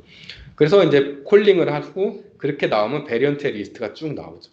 그 다음에 물론 여러 가지 또 뭐 이 샘플이 컨테미네이션이 존재할 수도 있는 것이고 캔서 튜머 티슈인 줄 알고 떴는데 절반은 스트로마일 수도 있는 것이고 그래서 그런 걸 또 다 같이 고려해가지고 최종 스닙을 만들어냅니다. 이 과정이 사실은 굉장히 익숙하고 오랜 경험을 가진 사람이 필요한 그런 과정이라고 보시면 되고요. 그런데 그걸 따라했을 때 나오는 이런 데이터가 이제 VCF라는 포맷으로 베리언트 콜 포맷이라는 아주 갑자기 확 작아진 데이터가 나오고 되게 친근하고 그냥 노트패드에서 잘 열리는 그런 데이터가 나옵니다. 그게 결국 뭐냐면 베리언트가 이제 어쩌다가 발견되기 때문에 크로모좀, 위치, 레퍼런스 알릴, 내가 찾은 얼터너티브 알릴, 뭐 걔의 퀄리티, 필터링 패스했는지 그다음에 뭐 여러 가지 다른 어노테이션들 붙어가지고 요까지 나오고 나면 아주 기본적인 파이프라인들이 거의 끝난다고 보시면 됩니다. 결국 패스트 큐, 뱀, VCF가 정확히 뭔지만 알고 있어도 우리가 어느 정도 지노믹 데이터를 다룰 준비가 되어 있다고 볼 수 있습니다. 아까 전부 다 지금 베스트 큐로부터 출발을 하고 있는 것인데요. 그래서 카피 넘버를 우리가 알아내고 싶다. 특정 환자에서 어떤 주인이 10카피로 막 늘어났으면 어떤 일이 생기냐면 시퀀싱을 할 때 당연히 확률적으로 증가한 10카피들이 다 읽힐 거기 때문에 DNA 상에서 그 DNA 시퀀스를 가지는 리드의 수가 되게 많이 증가가 돼 있겠죠. 약 10배 정도 증가가 돼 있을 것이고, 그러면 결국 우리가 이제 리드 뎁스라고 불렸던 어떤 위치를 몇 개의 리드가 지금 커버를 하고 있는가를 이제 그래서 플랫으로 찍어보면 특정 위치들의 유달리 많은 개수의 리드들이 이 위치에 이렇게 많이 존재한다는 걸 볼 수 있어요. 그럼 결국 뭐냐? 얘를 설명할 수 있는 건 뭐냐면 이 시퀀스가, 여기에 해당하는 시퀀스가 환자 DNA에서는 여기저기 많이 늘어나 있다. 걔네들이 시퀀싱 하고 나서 다 모아서 리드라가 돼서 합쳐서 매핑을 해보니까 여기 다 모이겠죠. 레퍼런스 상에서는 여기 한 군데만 있기 때문에 여러 군데서 온 게 다 모이기 때문에 얘가 이제 증가가 돼 있으면 카피 넘버 베리에이션이 존재한다. 또는 떨어져 있으면 딜리션인 것이죠. 유달리 안 나타나는 것도 마찬가지로 딜리션, 즉 리드의 개수를 가지고 판단을 합니다. 이것도 물론 우리가 눈으로 보고 여기엔 카피 넘버다, 아니다 이렇게 판단하는 거는 완전히 틀린 것이고 의미가 없는 것이고 다 모델을 세웁니다. 아까 귀무과설, 대립과설 하듯이 똑같습니다. 귀무과설, 여기는 카피 넘버가 없는데 우연히 이렇게 리드가 많이 찍혔다. 대립과설, 카피 넘버가 있다. 얘를 이제 적당한 우리가 모델을 이용해서 귀무과설을 기각할 정도의 리드가 많이 붙거나 또는 안 붙으면 이 부분에 카피 넘버가 있다고 말을 할 수가 있는 것입니다. 베스트 큐로부터 출발해서 카피 넘버라는 것이고, 이거는 이제 상당히 굉장히 복잡한 내용 중에 하나인데 짧게 다루자면 스트럭처럴 베리에이션은 사실은 이제 DNA의 구조 변이라고 하는 단일 염기가 아니라 구조 단위로 변하는 것인데 되게 여러 가지 방법으로 변할 수가 있습니다. 딜리션이 될 수도 있는 것이고 인서션도 여러 가지 그냥 기존에 몰랐던 시퀀스가 인서션 될 수도 있는 것이고 듀플리케이션, 텐덤으로 되기도 하고 멀리 붙기도 하고 인버전이 되기도 하고 트랜스로케이션이 되기도 합니다. 이것도 모두 다 아까 보여드린 패스트 큐 파일로부터 출발해서 찾을 수가 있어요. 이거는 이제 이용하려면 사실은 조금 어려운데 아마 이제 여기 워크숍에서는 다루지 않을 것이라고 생각되는데 DNA 시퀀스를 읽을 때 우리가 한 번에 길게 읽지 않고 한 번에 길게 읽을 수 있는 개수는 한계가 있기 때문에 긴 DNA에서 양 끝을 조금씩 읽습니다. 만약에 1kb짜리 DNA 조각이었다고 하면 앞에 100베이스 페어, 뒤에 100베이스 페어 이렇게 읽고요. 그렇게 읽은 두 리드들은 서로 원래 1kb 상에서 떨어져 있었다는 어노테이션만 줍니다. 마치 우리가 보면 쌍절곤 같은 거죠. 양쪽 손잡이가 있고 보이지 않는 끈으로 이렇게 연결되어 있는 건데 걔를 정상적인 DNA에서 그런 쌍절곤을 만들어 가지고 우리가 정상적인 DNA 그대로 갖다 붙이면 그 쌍절곤 모양이 그대로 유지가 될 건데 그렇지 않고 만약에 딜리션이 있는 곳에서 우리가 그 쌍절곤을 만들었다 해서 딜리션이 있었는데 이쪽 끝을 읽고 이쪽 끝을 읽은 우리가 NG 시퀀스를 만들어 가지고 레퍼런스 지놈에다 붙여봤더니 이게 레퍼런스 지놈에는 죄송합니다. 이게 레퍼런스 지놈이고요. 레퍼런스 지놈이고 이게 이제 환자의 지놈인데 환자는 지금 이 빨간색 부분이 삭제된 상태예요. 이 환자는 이만큼이 딜리션이. 그래서 얘를 읽을 때 이쪽 끝을 어떻게 읽었는데 얘를 매핑을 해보니까 이쪽 끝은 여기 가서 붙고 이쪽 끝은 여기 가서 붙어서 굉장히 확 넓어진 형태로 보이게 됩니다. 그러면은 이건 뭘 뜻하냐면 레퍼런스 지놈에만 존재하는 이 사이에 큰 공간이 있다. 다시 말하면 이 환자에서는 레퍼런스는 정상이니까 이 환자에서는 이 부분이 없어진 상태로 존재한다. 딜리션이다. 라고 판단을 내리는 것입니다. 이런 것들을 아까 보여드린 모든 형태의 스트럭처럴 베리에이션에 대해서 우리가 다 디파인을 할 수가 있어요. 그래서 이거는 읽으면 좀 예를 들어서 인버전만 하나 제가 예를 들면 인버전은 지금 여기 빨간색 화살표 두 개가 이제 뒤집어서 5', 3'이 뒤집어진 상태예요. 뒤집어진 상태인데 우리가 이 지금 환자는 지금 여기 뒤집어진 상태인데 여기서 일단 페어를 하나 만들고 여기서 하나 페어를 만들어서 그대로 갖다 붙이면 당연히 얘가 여기 붙고 얘가 여기 붙고 얘가 여기 붙고 얘가 여기 붙고 그런 형태를 유지할 것이라고 생각이 되지만 첫 번째를 여기다 첫 번째 여기다 잘 붙는데요. 얘는 지금 뒤집어진 상태이기 때문에 이 두 번째 리드는 여기 붙는 게 아니라 뒤집어져서 여기에 붙습니다. 그러니까 저는 페어를 보면 얘하고 페어인 걸로 나오고요. 또 이쪽 끝에 있는 페어는 얘는 여기 가서 붙고 얘는 뒤집어져서 여기 가서 붙기 때문에 얘하고 되는 걸로 보여요. 즉 우리는 이거를 사실 알 수가 없기 때문에 뱀 파일 상에서 보면은 이렇게 연결된 하나 나오고 이렇게 연결된 하나 나옵니다. 그럼 얘를 인버전이라고 해석을 해야 되는 거예요. 근데 그건 이제 눈에 팍 들어오진 않죠. 그러나 이거를 잘 계산적으로 만들어주는 또 프로그램들을 많은 바이옴 딕션들이 개발을 했습니다. 그래서 패스트큐로 출발해서 여러 가지 형태의 스트럭처럴 배선도 동시에 알아낼 수 있습니다. 실제 질병 연구로 넘어가면은 사실 이제 이거는 엔젤스는 거의 다 캔서에 사실 90% 이상 캔서의 연구가 됐다고 보시면 되는데 그런 이유들이 많이 있습니다. 캔서는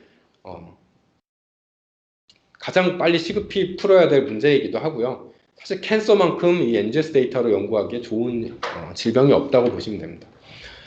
왜냐하면 캔서 자체가 지네틱 디지이기 때문에 얘가 결국 뮤테이션 찾기 싸움입니다. 뮤테이션 찾기 싸움을 하는 건데 노멀 셀에서 뮤테이션이 하나씩 누적되면서 얘가 서서히 트랜스폼 되면서 멀리그넌트 셀로 되는 것이고 이 과정의 뮤테이션들이 대체 뭐였느냐를 아까 베리언트 콜링을 이용해서 찾는 것이고요.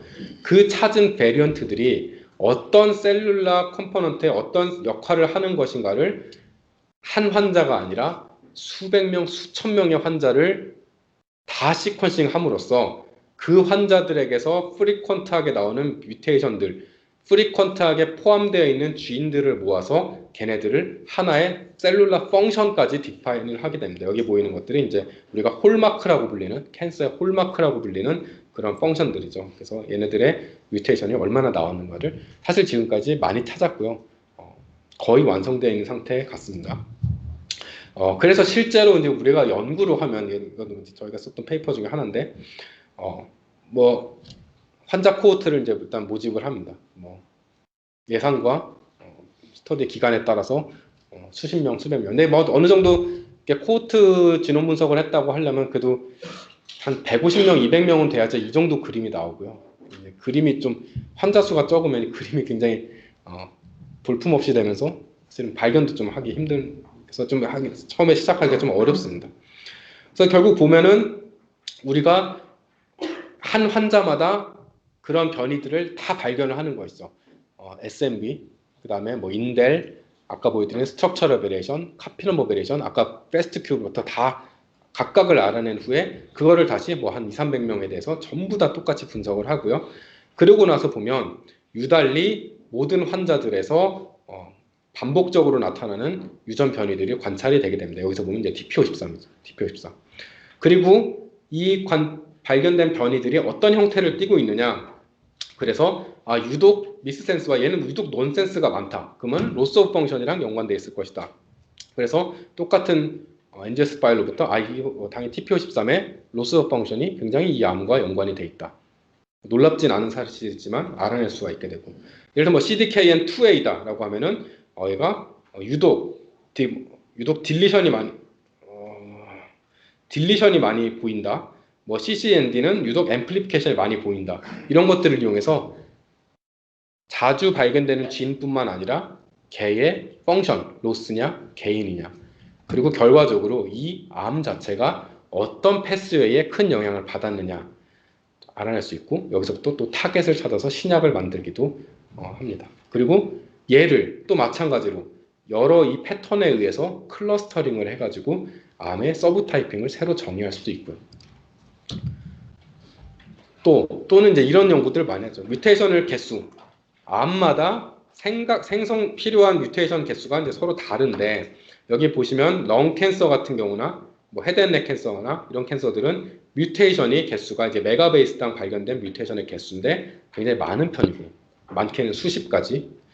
그 다음에 이제 뭐 AML이나 뭐 브레스트 캔서나 이런 것들은 굉장히 적은 편에 속합니다. 이걸 보고 이제 캔서의 특징들을 또 파악할 수가 있게 되는 것입니다. 그래서 얘는 특히 이제 렁 캔서나 멜라노마 같은 거는 우리가 알고 있는 토바코나 UV 같은 칼시노젠에 의해서 생기는 그런 암이기 때문에 이런 것들은 그런 칼시노젠의 영향을 받았다는 것도 알아낼 수 있고 또는 예를 들어서 어떤 특정한 암들은 다른 애들은 다 뮤테이션이 물론 환자마다 변이의 개수가 다르겠지만 그래도 어느 일정한 분포 내에서 존재를 하는데 어떤 암들은 분포가 굉장히 헤테로지니어스한 분포들이 포함되어 있어서 유독 뮤테이션 개수가 굉장히 많은 암들이 포함되어 있다라고 볼 수 있습니다. 이런 암들은 대체 뭐냐라고 또 이제 연구들을 많이 해왔고 이제 DNA 리페어를 우리가 셀에서 필수 기능으로 가지고 있는데 이 DNA 미스매치 리페어가 기능이 고장나서 생기는 그런 암들이 이제 특정 암들에서 존재하는데 우리가 이제 마이크로세틀라이 인스타빌리티를 이용해서 특정 암에서 MSI가 존재하는지 안 하는지를 또 마찬가지로 볼 수 있습니다. 이것도 마찬가지로 FASTQ 파일로부터 시작해서 볼 수가 있어요. MSI가 나타나는 특정한 위치들에서 그런 MSI 시그너처 뮤테이션들을 이 존재하는지 안 하는지를 또 DNA를 이용해서 분석을 하면 그 환자가 MSI인지 아닌지도 예측을 할 수가 있습니다. 최근엔 또 이런 연구들을 많이 하는데 뮤테이션 시그너처 어널리시스라고 하고요. 이거는 뭐냐면은 DNA 뮤테이션에 생기는 요인들이 되게 여러 가지가 있는데요. 우리가 아이오나이징 레디에이션도 존재하고 아까 MMR 미스매치 리페어의 기능 고장, UV, 토바코, A400 여러 가지 그 미스매치들이 존재하게 되는데 걔네들이 정확히 랜덤하게 아무데나 뮤테이션을 만드는 것이 아니라 걔네들이 선호하는 사이트들이 존재하게 됩니다. 그러면 이제 걔를 가지고 결국은 ATGC 4개를 선호할 텐데 4개 중에 하나를 선호할 텐데 얘를 그것만 봐서는 조금 어렵고 그 앞 베이스 페어와 그 다음 베이스 페어 즉 3개의 베이스 페어에 얼마나 걔네가 만드는 뮤테이션들이 3개의 베이스 페어 상에서 특정 그 뉴클레오타이드를 선호하느냐 이런 분석을 진행을 할 수 있고요. 굉장히 지금은 거의 필수적으로 쓰이고 있는 분석 중에 하나입니다. 그래서 이제 여러 우리가 잘 모르는 그런 원인들이 이런 형태의 시그너처를 만들어낸다고 가정하고요. 결국은 어떤 우리가 갖고 있는 환자의 전체 뮤테이션은 이 여러 개의 원인들과 각각의 원인들이 가지는 웨이트의 곱의 조합이 생겨서 지금 갖고 있는 뮤테이션을 우리가 지금 보유하고 있는 거거든요. 다시 얘를 많이 모아서요. 얘를 가장 그럴듯한 셋으로 디컴포지션을 하게 되면은 이 특정한 암은 어떤 시그너처가 어느 정도의 영향을 갖고 있는지를 예측을 해낼 수 있게 됩니다. 그래서 이 예측을 해놓고 보면 정말 기가 막히게 각각의 캔서에 잘 알려진 칼시노젠들이 포진이 되곤 합니다. 그래서 이제 이렇게 여러 가지의 뮤테이션 시그너처가 발견돼 있고 데이터를 해서 이 시그너처를 발견함으로써 우리가 어떤 형태의 기능들이 고장나서 또는 어떤 외부 요인에 의해서 암이 발견되었는지까지도 알아낼 수가 있게 됩니다. 이런 것도 전부 다 시작은 아까 보여드린 FASTQ 파일에서 시작했다 이렇게 볼 수 있습니다.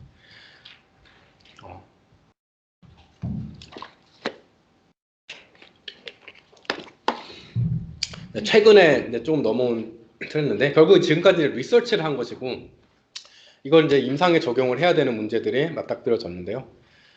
결국 이제 임상에 적용하는 것과 연구로서의 NGS를 다루는 것은 아주 큰 차이가 존재하는데 연구는 기존에 몰랐던 걸 찾아야지 의미가 있습니다. 그래서 막 환자들을 막 분석을 했는데 아주 잘 알려진 맨날 나오는 EGFR, KRAS, 픽3CA 이런 밑에서 나오면은 그 연구는 망한 거죠.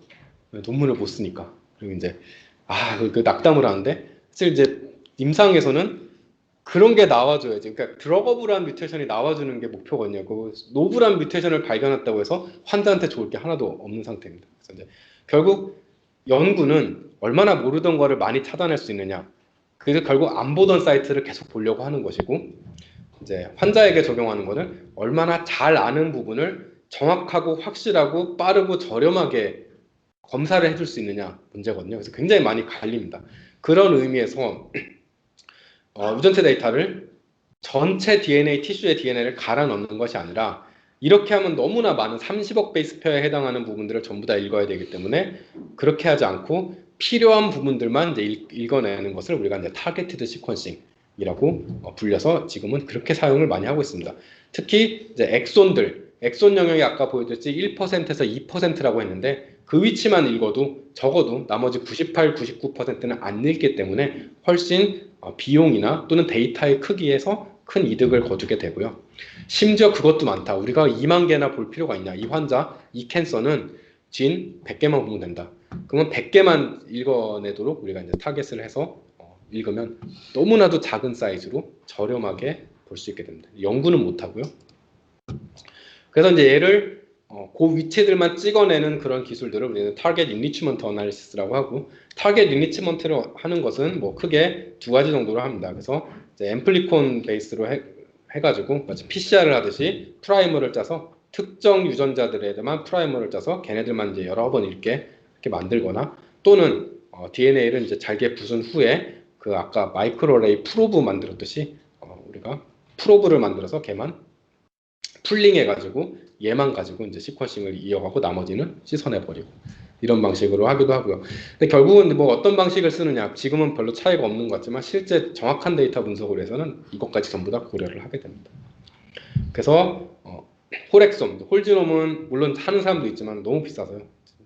홀엑솜을 하면 이제 디스커버리 베이스 할 때는 굉장히 많이 사용이 되는 것이죠. 그래서 뭐 타겟하지 않은 거는 우리가 알 수가 없기 때문에 리서치를 하려면 당연히 홀엑솜으로 보통 가게 되고, 가격도 제법 읽는 양에 비해서 그렇게 비싼 건 아닙니다. 왜냐면은 너무나 잘 정립이 프로토콜에 정립되어 있기 때문에 그렇게 비싸진 않은데, 이제 패널, 즉 특정 유전자만 찍어가지고 뽑아내서 보는 것들은 또 나름대로의 많은 이득을 가지게 됩니다. 뭐 비슷한 훨씬 적은 돈으로 higher depth, 즉 우리가 넓게 보지 않기 때문에 좁고 깊게 볼 수가 있기 때문에요. 한 위치를 더 많은 수의 리드가 커버할 수 있게 하는데, 이거는 사실 뒤에 잠깐 말씀드리겠지만 굉장히 중요한 문제입니다. 그래서 이제 레어 베리언트를 알아낼 수 있게 되고요. 또 뭐 여러 가지 뭐 샘플의 타입에 따라 커스터마이즈 할 수도 있게 되고요. 그 다음에 이것도 되게 중요한데 샘플의 양. 우리는 항상 샘플이 충분히 있을 거라고 가정을 하죠. 뒤에 분석하는 사람들은 특히. 그러나 이제 실제 샘플을 모으는 사람들은 이게 가장 큰 문제일 수도 있습니다. 수술 조직이라면 괜찮은데 바이옵시다 그러면 이제 기껏해야 나오는 양이 얼마 되지 않기 때문에 우리가 뭐 몇백 나노를 동시에 써버린다 DNA를, 그러면 이제 불가능하기 때문에. 근데 패널에서는 주로 이제 더 작은 양으로 시작을 할 수가 있게 되고요. 우리가 원하는 대로 디자인을 할 수 있어요. 마치 쇼핑을 하듯이 내가 이 유전자를 담고 싶다. 사실 패널 디자인이라는 게 웹사이트 들어가서 한 2시간이면 할 수 있어요. 그래서 일루미나 슈어 디자인 같은 웹사이트 들어가서 회원가입하고 그냥 커스텀 디자인 시작하겠다라고 하면요, 그냥 쥔 이름만 넣으라 그래요. 내가 관심 있는 쥔만 한 100개 집어넣으면 알아서 다 쥔 이름 매핑까지 다 해가지고 여기에 가장 적합한 프로브셋까지 딱 만들어줍니다. 우리는 오더만 하면은 걔에 대한 프로브가 와요. 그러면 샘플 걔로 처리해서 찍으면 내 패널 만든 겁니다. 그래서 우리가 원하는 대로 패널을 만들 수 있고요. 훨씬 데이터가 작아서 드디어 PC로도 돌아갈 수 있는 정도로 뭔가 데이터가 이제 진행이 됩니다.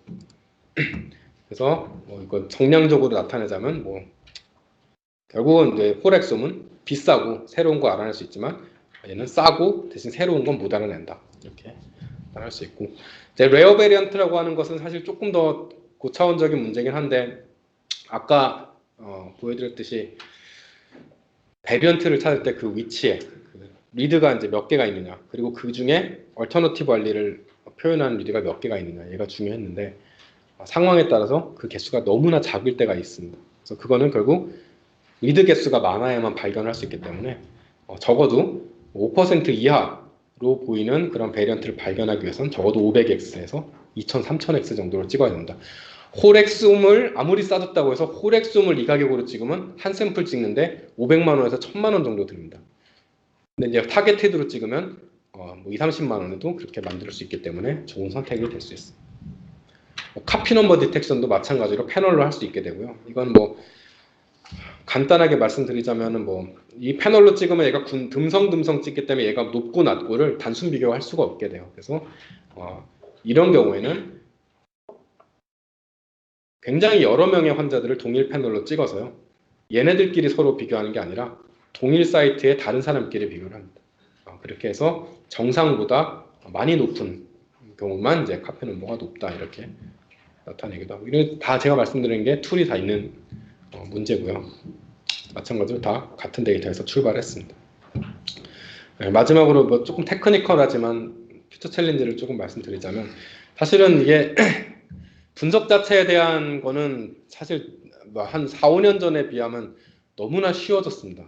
지금 뭐 사실은 리눅스를 안 써도 데이터가 있으면은 리눅스 없이도 웹에서 파이프라인 다 GUI로 구성해가지고 돌릴 수 있게 해주는 프로그램들이 뭐 많이 있고, 뭐 잘 아시는 갤럭시나 DNA 넥서스나 뭐 한국에서도 개발했었던 쿠빅에서도 개발한 프로그램도 있고, 그래서 그렇긴 한데 사실은 이제 제가 걱정하는 거는 좀 위험한 것 같아요. 그래서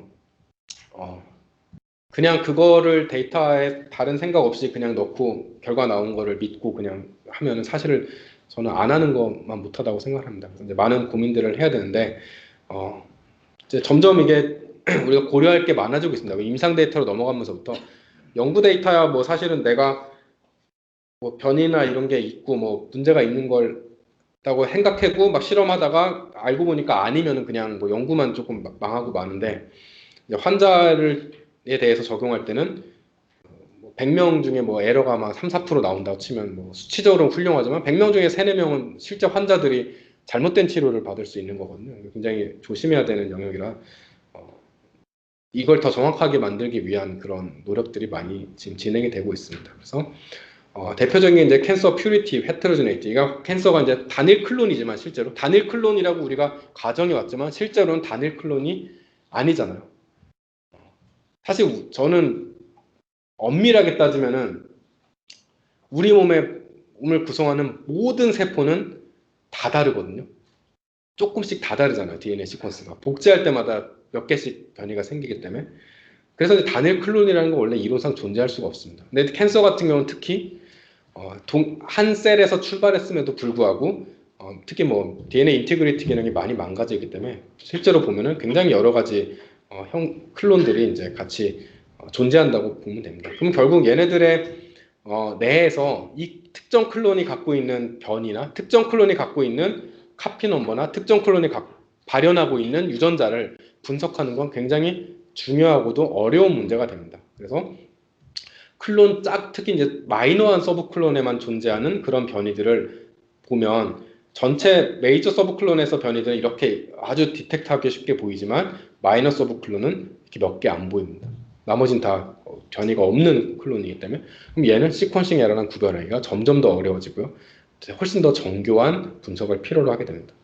카피 넘버 같은 것도 마찬가지고요. 마이너 서브 클론에서만 존재하는 딜리션이나 앰플리피케이션은 나머지 클론에 존재하는 정상적인 카피 넘버 개수 때문에 얘가 우리가 보는 건 다 얘를 합쳐가지고 평균을 보기 때문에 아무리 마이너 서브 클론에 높은 앰플리피케이션이 있어도 이렇게 평균을 내보면은 구별하기 힘들 정도로 적은 상승밖에 없고요. 마찬가지로 딜리션도 적은 감소밖에 없어서 찾기가 어렵습니다. 발현량도 똑같아요. 굉장히 오버 익스프레션 되는 진이 존재했는데 걔가 마이너 서브 클론만 존재하면 마찬가지로 우리가 구별할 수 없기 때문에 얘를 오버 익스프레션을 못 찾게 됩니다. 그래서 이런 문제들이 지금 앞으로 해결해야 될 문제고 많은 사람들이 뛰어들어 있는 상태입니다. 다양한 적용 중에 이제 가장 핫한 것 중에 하나는 리퀴드 바이옵시라고 보시면 되고요. 이거는 뭐냐면 우리가 티슈를 직접 얻어내는 게 인베이시브한 방법이라서 그 자체가 그냥 어렵거나 불가능할 수가 있기 때문에 혈액 중에 떠다니는 캔서의 캔서 오리진 DNA를 캡처해서 이 캔서가 존재하는지 또는 이제 어떤 특정 뮤테이션이 있는지를 파악하는 방법입니다. 그래서 이제 얘가 뭐 우리가 기대한 대로 잘 성공을 한다면 사람들은 이제 정기적으로 피만 한 번씩 뽑아서 거기에 떠다니는 DNA만 보고도 조기에 암을 발견할 수 있다라고 기대를 하고 있는데요. 저희가 해보니까 쉽진 않더라고요. 그래서 조기는 좀 어렵고 말기도 하고 있는데 하여튼 쉽지 않습니다. 이게 왜 쉽지 않냐면은 여기 떠다니는 게 다 캔서 DNA가 아니고요. 백그라운드 DNA들이 되게 많아가지고 캔서에서 나온 DNA 조각은 실제로 전체 백그라운드에 비하면 한 1% 이하, 1에서 2%밖에 되지 않고 이런 문제로서 걔를 디텍트하는 게 되게 어렵습니다. 그래서 이런 기술적인 문제를 해결해야 되고 실제로는 이제 이때까지는 암에 대해서 우리가 많이 연구를 해왔지만 이제 많은 이제 선두 그룹들, 유전체 선두 그룹들, 바이오인포메틱스나 그룹들이 이제 암은 사실 저는 제가 보기에는 너무 많은 사람들이 이미 했어요. 좀 제가 보기에는 레드오션 같아요. 연구하기가 되게 어렵고요. 그래서 아직까지 더 어렵지만 좀 안 되는 것들은 이제 모자이시즘 쪽 연구입니다. 그래서 얘가 결국 뭐냐면 우리 몸이 아까 제가 다 다르다 그랬는데 사실 우리 몸도 수정란 하나에서 출발해서 개체까지 만들어진 거잖아요. 많은 분열과 복제를 통해서. 그런데 이제 이 과정에서 당연히 이제 변이들이 생기게 되고 어떤 스텝에서 어떤 위치에서 언제 생겼냐에 따라서 우리 몸의 넓은 부분 혹은 좁은 부분이 그 변이를 공유하게 됩니다. 그런데 이게 당연히 존재하는 거지만 병과 이제 연관이 된 것을 발견하고부터 굉장히 관심이 많아졌습니다. 특히 얘가 뭐에 연관되냐면 뇌질환 쪽에 연관이 많이 되어 있는데요. 캔서는 우리가 셀 하나로 소매틱하게 시작해서 얘가 서브클론이 확장된 거지만 그래서 얘네들은 그런 변이들을 공유하고 있지만 얘는 실제로 그냥 몸에 퍼져 있어요. 몸에 퍼져 있기 때문에 얘를 찾아내는 게 되게 어렵습니다. 근데 이런 진들을 찾아놓고 보니까 여러 가지 뭐 뇌전증, 에필랩시나 또는 여러 가지 뉴로사이키아트릭 디지즈, 뭐 오티즘, 스키조 같은 것에 연관이 있다는 것이 많이 밝혀지고 있어서 이런 연구들을 지금 진행을 많이 하고 있고요. 아까 이제 클리니컬 데이터에서 저희가 정확하게 100명에서 100명이 들어오면 100명 다 정확하게 DNA 분석을 통해 진단을 해줘야 되는데 그냥 뭐 갤럭시에 넣고 돌려서 나오면은 큰일 납니다. 그렇게 하면 안 되고 여기에 되게 많은 에라 요인들이 있어요. 여기 다 표현도 안 된 에라 요인들이 너무나 많은 요인들이 있습니다. 이거 제가 설명드리기 좀 어렵지만 얘네들을 전부 다 QC나 또는 얘를 에라를 제거하는 프로그램들을 파이프라인에 다 구성하고 일일이 체크를 해가지고 봐야지 환자에 적용할 클리니컬 레벨의 분석을 할 수 있다고 당연히 이제 모두가 받아들이고 있고요. 우리도 이제 그렇게 할 수 있는 사람들이 많아져야 됩니다. 또 다른 하나의 핫한 분야 중에 하나가 이제 캔서 이뮤노제니시티, 즉 이제 이뮤노세라피에 관련된 내용이고요. 그래서 뭐 이 이뮤노세라피에 관련된 것도 우리가 결국은 이게 뭐냐면은 캔서 스페시픽한 그 캔서 튜머 스페시픽 안티젠을 얼마나 잘 찾을 수 있느냐, 정확하게 찾을 수 있느냐, 예측할 수 있느냐인데 이게 사실은 DNA 아까 보여드린 NGS 분석 기술, 변이 찾는 기술과 그 다음에 이제 머신러닝 기술들이 같이 어우러져서 되고 있는 분야입니다. 그래서 우리가 캔서에 존재하는 어떤 뮤테이션이 새로운 펩타이드를 만들게 되고 그 새로운 펩타이드는 우리 몸에 원래 없던 펩타이드이기 때문에 얘는 셀프가 아닌 넌셀프로 인식될 가능성이 존재하고요. 그런 조각들이 결국 넌셀프로 인식이 돼서 얘가 MHS에 바인딩을 해서 나중에 뭐 T셀 반응을 일으킬 것인가까지 알아내는 것이 DNA 분석과 머신러닝을 통해서 안티젠을 찾아내는 그런 연구들이 현재 많이 진행이 되고 있고 앞으로도 중요하게 사용될 예정입니다. 그래서 이제 안티젠에서 시퀀스가 바뀌면은 붙지 못하던 것이 이렇게 붙는다. 이건 이제 대표적인 머신러닝 문제입니다. 지금까지 머신러닝 거의 다 뉴럴 네트워크로 풀어왔어요, 사람들이. 그래서 뭐 관심 있으시면은 이런 쪽으로 해보시는 것도 되게 재밌을 것 같습니다. 네, 뭐 여러 가지 말씀드렸습니다. 네, 일단 경청해 주셔서 감사합니다.